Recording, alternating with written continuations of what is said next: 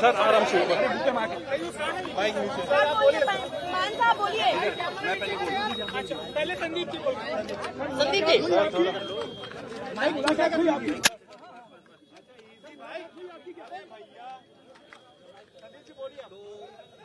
30 minute का समय मिला था। 30 मिनट के समय में जैसे ही हम मिलने गए, मान साहब बहुत भावुक हो गए और मान साहब की आंखें भर आई, उनके आंसू निकलने लग गए थे। इसके बाद थोड़ी देर में अपने आप को कंट्रोल करके फिर आगे की बातचीत शुरू हुई। मैं चाहूँगा कि मान साहब आप थोड़ा आगे कंप्लीट करें। मान साहब ये बताइए कि मुलाकात कितनी देर की हुई आपकी? क्या कुछ मुद्दों पे चर्चा हुई है मान साहब? 12 से 12:30 और जैसे ही मैं वहाँ पे मुलाकात की जो कुर्सी थी तो बहुत दुख हुआ दिल को कि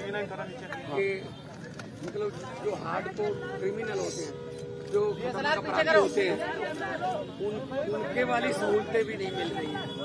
मतलब क्या कसूर, क्या मतलब अरविंद केजरीवाल का कसूर क्या है? मतलब अस्पताल बना दिए, यही कसूर है। उसने मोहल्ला क्लिनिक बना दिए, यही कसूर है। उसने बिजली फ्री कर दी, यही कसूर है। उसने स्कूल बना दिए, यही कसूर है। तो आप उनको ऐसे ट्रीट कर रहे हो जैसे बहुत देश का बहुत बड़ा आतंकवादी पकड़ लिया हो। मतलब जेल का मैनुअल को देखिए, जेल का मैनुअल देखिए, इसमें ये लिखा हुआ 602 क्लॉज है। इसमें लिखा हुआ है however the superintendent of the prison may allow well behaved prisoners to have face to face interview after giving due consideration to security and other related aspects।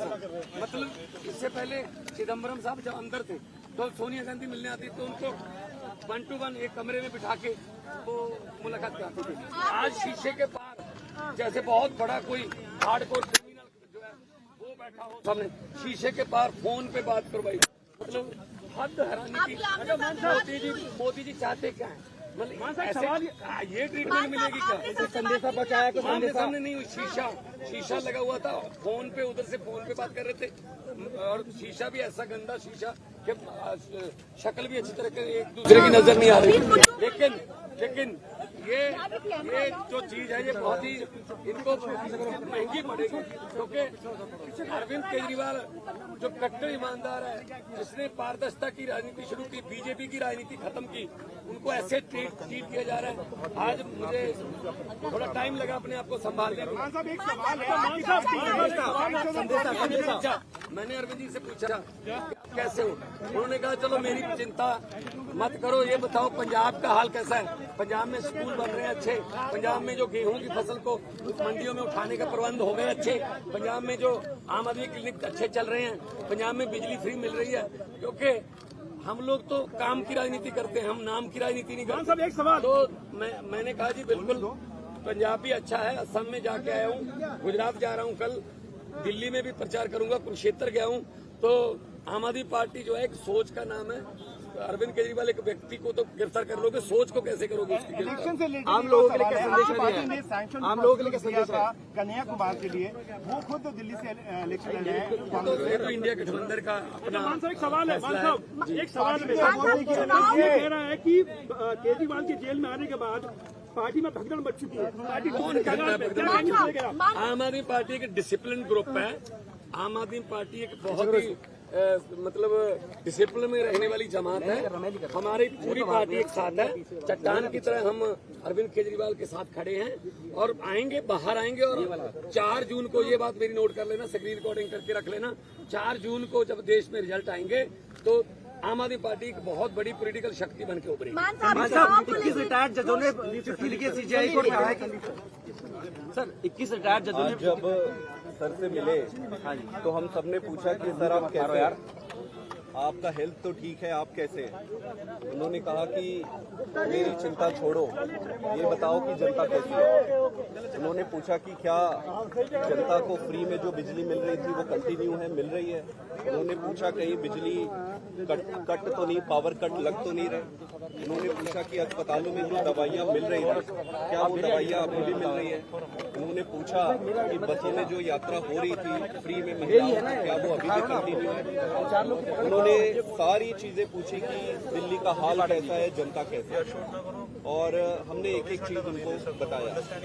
उन्होंने ये भी कहा कि अगले हफ्ते से वो 2-2 मंत्रियों को बुलाएंगे और 2-2 मंत्रियों को बुलाकर दिल्ली के सारे कामों का रिव्यू करेंगे। उसके साथ साथ उन्होंने मुझे ये भी कहा कि मैं सभी विधायकों से मिलूं और सभी विधायकों से मिलकर उनको ये कहूं, उनका केजरीवाल साहब का ये मैसेज उनको दूं कि वो अब अपने गली गली में, घर घर में, अपने एरिया में जाके जनता से मिले। किसी को कोई तकलीफ नहीं होना चाहिए, किसी को कोई दुख नहीं होना चाहिए। आज तक जितनी सेवा करते आ रहे थे उससे 10 गुना ज्यादा सेवा करना है। उन्होंने ये भी कहा कि वो जल्दी बाहर आएंगे और जब भी वो बाहर आए जो 1000 रुपए प्रति महीना सभी महिलाओं को देने का वो वादा और बजट पास जो उन्होंने किया है उसको वो पूरा करेंगे। मतलब पूरे समय वो सिर्फ यही पूछते रहे कि दिल्ली की जनता कैसी है, जनता कैसे है, जनता में क्या चल रहा है, सब सुखी तो है। सबसे बड़ी बात ये कही कि संगठन देख रहे हैं बहुत अच्छे तरीके से, और मेरी ड्यूटी इस बात के लिए लगाई कि आपने जगह जगह पे जाना है और इंडिया अलायंस की अगर कोई किसी स्टेट में जाना पड़े इंडिया अलायंस के लिए वहाँ भी आप जाना है। तो ओवरऑल ये थी, उनको संविधान की चिंता थी कि देश बचेगा तो पार्टी बचेगी, संविधान बचेगा तो पार्टी बचेगी। 21 रिटायर्ड जजों ने चिट्ठी लिखी सीजीआई को कहा कि जुडिशरी को बदनाम किया जा रहा है। 21 रिटायर्ड जजों ने चिट्ठी लिखी सीजीआई को कहा कि जुडिशरी को बदनाम किया जा रहा है। देखो पता क्या है, देश में जो हालात हो गए हैं, किसी को पूछ लो, दुकानदार को पूछ लो, वो भी कहेगा गलत हुआ है, ये गलत हुआ है। अरविंद केजरीवाल को गलत उन्होंने अंदर करा है। ये सिर्फ और सिर्फ चाहते हैं विपक्ष ना हो, हम ही इलेक्शन लड़े और हम ही जीते। ये तो फिर पुतिन वाली बात हो गई ना, फिर डेमोक्रेसी कहाँ गई, ये तो डिक्टेटरशिप हो गई। इसलिए हम लड़ेंगे, देश के लिए लड़ेंगे, देशभक्त लोग हैं हम। और उन्होंने हमें ये अंदर से मैसेज दिया है कि बाहर जाके कार्यकर्ताओं को और सब एमएलए और मंत्री साहबानों को बोलो कि मेरी चिंता ना करें, जनता की चिंता करें, पब्लिक की चिंता करें। स्वाद ठीक है। देखो कौन सा कोई उधर दूसरी तरफ बिठा रखे थे, जब सोनिया गांधी चिदम्बरम को मिलते थे तो एक कमरे में बैठ के मिल लेते थे, प्रकाश सिंह बादल भी यहाँ मिलने आते थे तो कमरे में बैठ के मिलते थे। पता नहीं क्यों दुश्मनी इतनी है कि हमें आतंकवादियों की तरह ट्रीट किया जा रहा है। कोई बात नहीं, हम वो पत्ते नहीं जो शाख से टूट कर गिर जाएंगे। आंधियों को कह दो अपनी औकात में आएंगे।